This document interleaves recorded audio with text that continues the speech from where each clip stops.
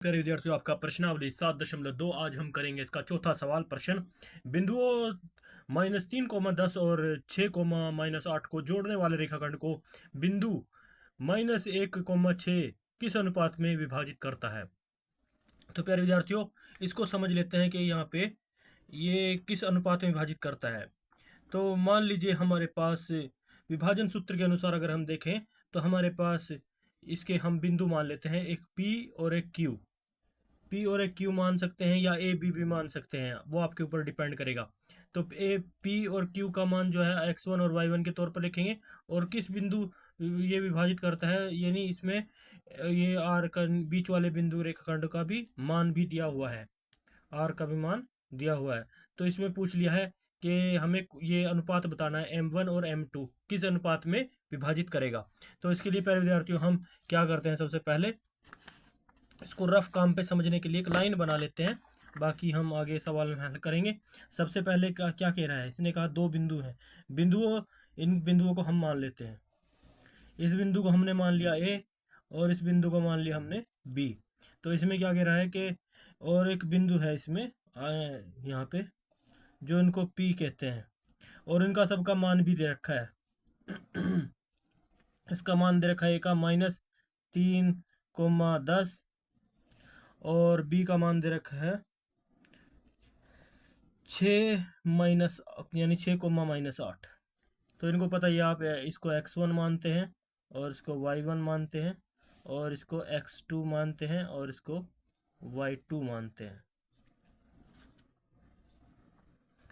इसी प्रकार से इसने इसमें बताया है, ये p के मान दे दिए x और y, इसका भी ऑलरेडी इसने मान दे रखा है, p, -1 और -1, 6 ये दे रखा है। और इनको बोल दिया ये x, y हैं बीच के मान, यानी मध्य बिंदु दे दिया इसने एक्स वाई। तो इसलिए हम एक्स वाई से डिनोट करते हैं मध्य बिंदु को। तो मध्य बिंदु हमारे पास ऑलरेडी है, लेकिन हमें इसमें क्या निकालना है, अनुपात निकालना है प्यारे विद्यार्थियों। तो अनुपात के लिए हमें m1 और m2 ये ज्ञात करना होगा। तो प्यारे विद्यार्थियों, हम क्या करते हैं, m1 और m2 को एक अनुपात ले लेते हैं। मान ले लेते हैं कि m1 हमारा जो है मान जो है इसका k है। m1 का मान हम यहाँ पे इसके स्थान पर k रख लेते हैं, k अनुपात, और इस m2 की वैल्यू हम 1 मान लेते हैं।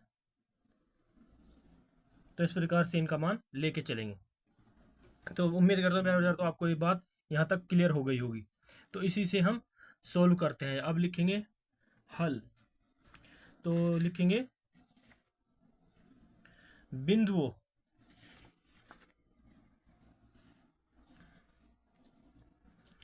बिंदु यहाँ पे हल।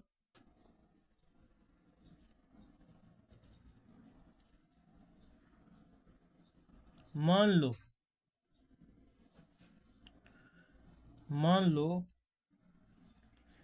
P जो है, मान लो P जो है वो -1, 6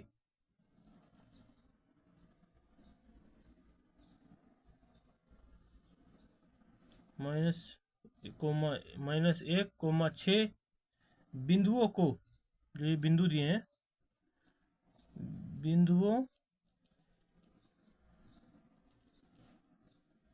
को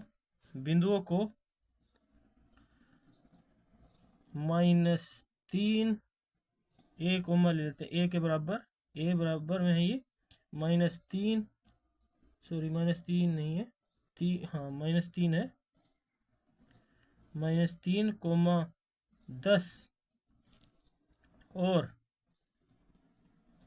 बी के लिए 6, -8, 6, -8, 6, -8 और ब्रैकेट बंद, -8 के रूप में जो है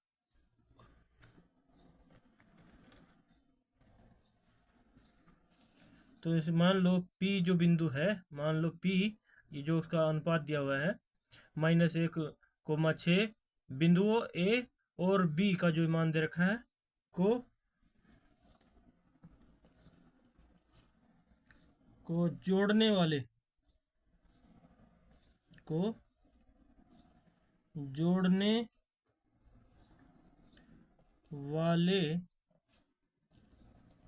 रेखा, जैसे हमने यहाँ बात करी है, यहाँ पे जैसे हमारे मान दे रखा है रेखाखंड को, जोड़ने वाले रेखाखंड को M1 और M2 यानी के अनुपात 1 के अनुपात में विभाजित करता है, लिखेंगे। रेखाखंड को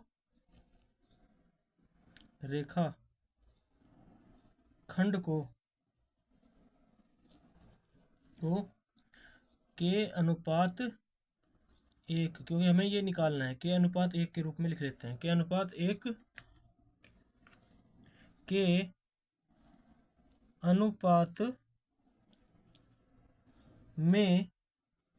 अनुपात में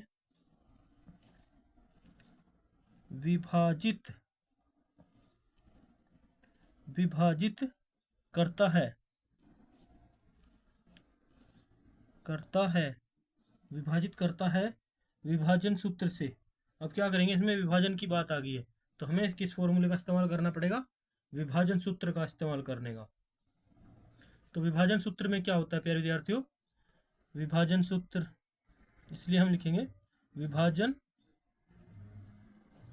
सूत्र से हल करने पर। तो हल क्या होगा सूत्र से हमारे पास, तो हम इसमें क्या लिख लेते हैं, विभाजन सूत्र में हमारे पास x और y के मान होते हैं।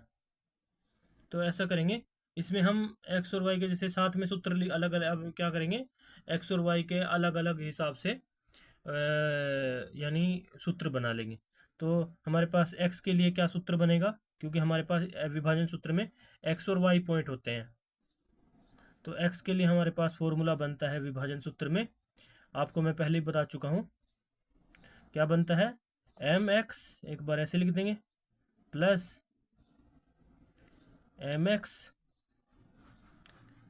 ऐसे लिख दिया हमने। तो मैंने आपको बता रखा है इसमें 12-21 का फॉर्मूला बनता है, या 21-12 का फॉर्मूला बनता है, या 12-21 का फॉर्मूला बनता है, हाँ 12-21 का बनता है प्यारे विद्यार्थियों। तो पहले में 1 और 2 लिखेंगे और बटे में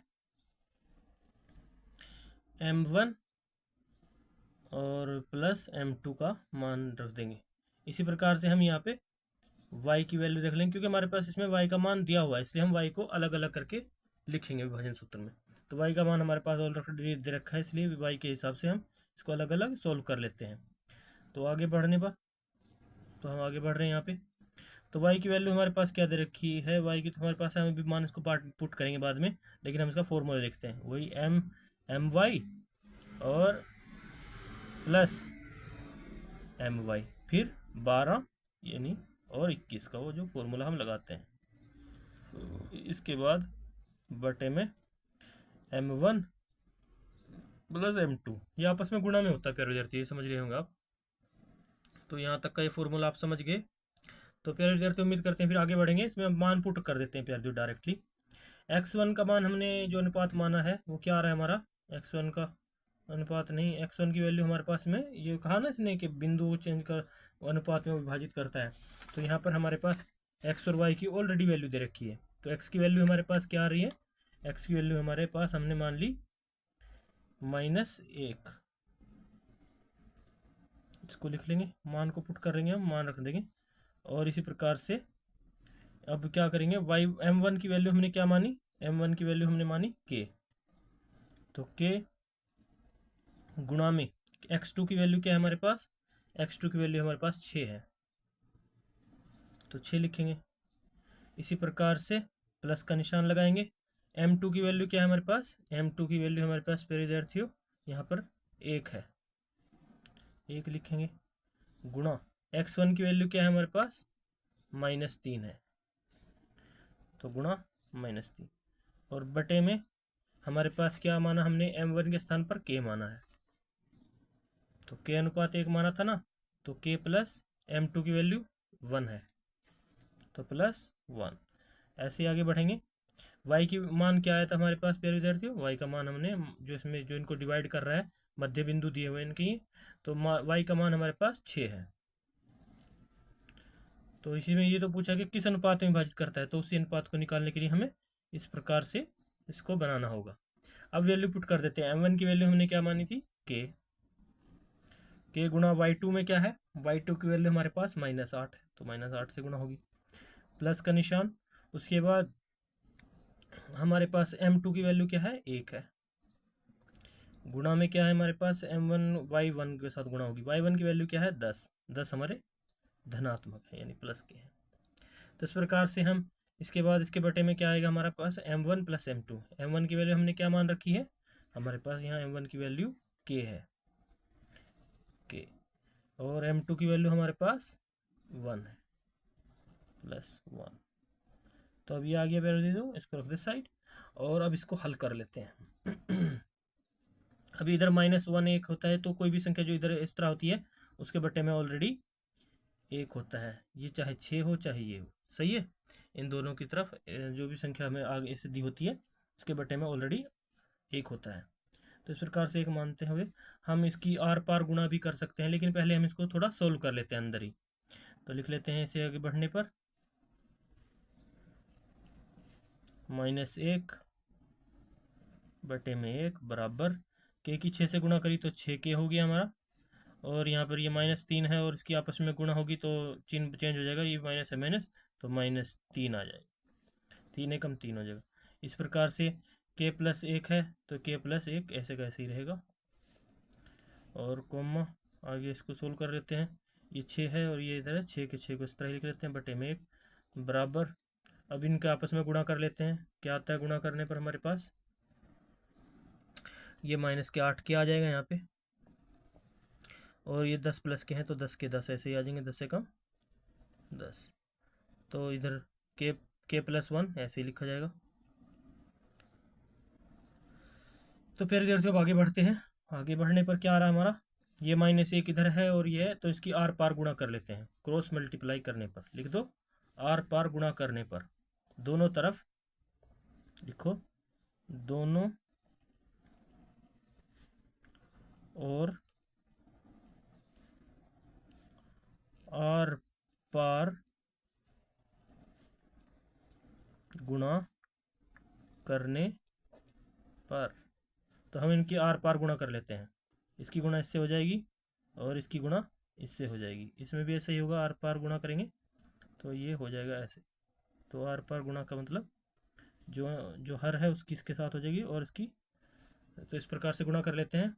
k1 की +-1 से गुणा करने पर क्या होगा प्राप्त हमारा? तो गुणा कर लेते हैं प्यारे विद्यार्थी।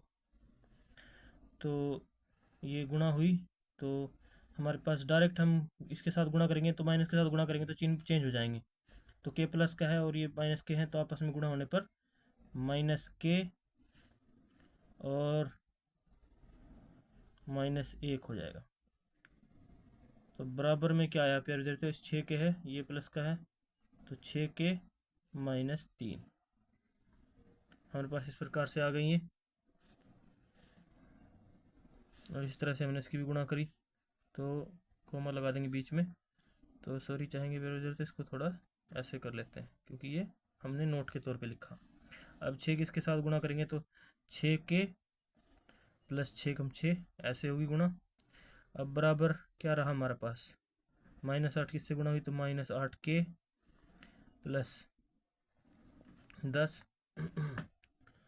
तो प्यारे विद्यार्थियों क्या आएगा हमारे पास? ये आ गई यहाँ पे संख्या। लेकिन अब क्या कर लेते हैं, दोनों को 0 से तुलना कर लेते हैं। x के मान के लिए भी 0 से तुलना कर लेते हैं और उसके लिए भी। तो ये -6k है, या ये इसको 6k को प्लस को हम पहले लिख लो, 6k -3 ऐसे करके, और ये इधर से बराबर से इधर आ जाएंगे तो प्लस के हो जाएंगे, और ये जो माइनस का चिन्ह है ये भी चेंज हो जाएगा, ये भी प्लस के 1 हो जाएंगे। तो विद्यार्थी हमारे पास क्या प्राप्त होगा? अब कोमा लगा लेते हैं यहाँ पे। अब ये 6 के हैं और इधर 8 के हैं, -8 के हैं, इधर इसके साइड में बराबर हमने इसके 0 कर ली तुलना कर रहे हैं। अगर 6 के हैं +6 और ये माइनस के इधर आएंगे तो प्लस के 8 के हो जाएंगे, और ये 10 जो है प्लस का है तो ये माइनस का 10 हो जाएगा बराबर 0। अब शून्य से तुलना कर रहे हैं इस साइड से, तो क्या प्राप्त होगा प्यारे विद्यार्थियों हमें?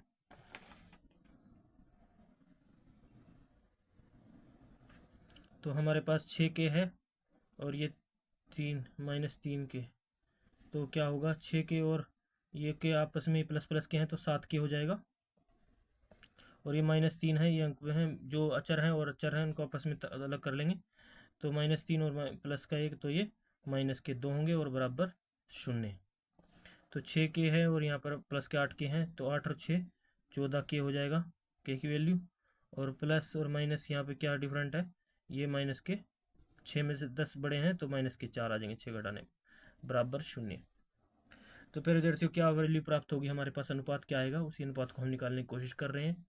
तो 7 के बराबर 0 है, तो ये जो 2 है चर राशि को अलग कर लेते हैं। 7 के बराबर होगा 2 उधर चले जाएंगे तो ये प्लस के हो जाएंगे, तो के बराबर हमारे पास प्राप्त होगा 2/7। तो 2/7 को हम क्या लिख सकते हैं के बराबर, तो के बराबर हम इसको 2/7 को लिख सकते हैं 2:7 के रूप में भी इसको लिख सकते हैं,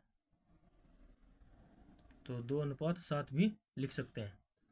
इसलिए आगे बढ़ने पर हम लिखते जाएंगे, बढ़ते रहेंगे प्यारे विद्यार्थी। इस प्रकार से हमारे पास वैल्यू आ रही है,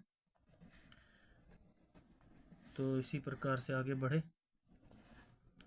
यहाँ पे कोमा लगाते चलेंगे और यहाँ पे 14k है, इस 14k को भी ऐसे ही इसमें बराबर किया दिया, 4 को 0 के साइड ले जाएंगे तो ये प्लस का हो जाएगा, उस तरफ जाने पर चिन्ह बदल जाते हैं। तो k बराबर क्या होगा 4/14 हो जाएगा, तो ये कट जाएगा 2 से, 2 एकम 2 कैंसिल हो जाएगा, 2 सत्ते 14, यानी इस प्रकार से इसमें भी हमारा k बराबर 2:7 आ रहा है, तो इसलिए k की वैल्यू हमारे पास क्या प्राप्त हो रही है 2:7। तो इससे हमारे पास प्रूफ होता है प्यारे विद्यार्थियों, जो हमारे पास वैल्यू आ रही है, तो अतः हमारा क्या रेखाखंड ए और बी को जो है लिखेंगे, अतः जो हमारा P बिंदु है इसे लिखेंगे, अतः जो हमारा रेखाखंड ए बी को जो P बिंदु हमने माना था, P अनुपात ये जो -1 और 6 है, वो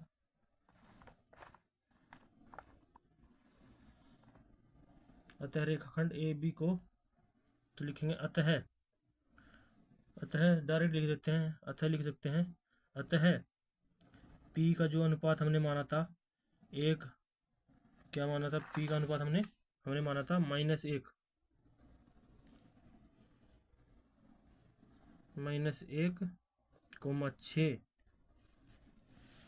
किस अनुपात में विभाजित करता है, तो उसमें जोड़ने वाले रेखाखंड को एक अनुपात के रूप में, तो इसको हम लिखेंगे अतः। अब इससे हमें पास सिद्ध हो गया, देखें अतः -1,6 जो है रेखाखंड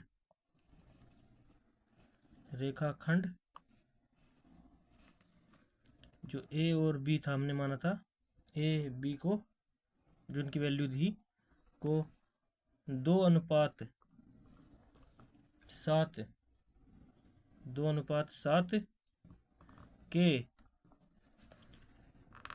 अनुपात में विभाजित करता है,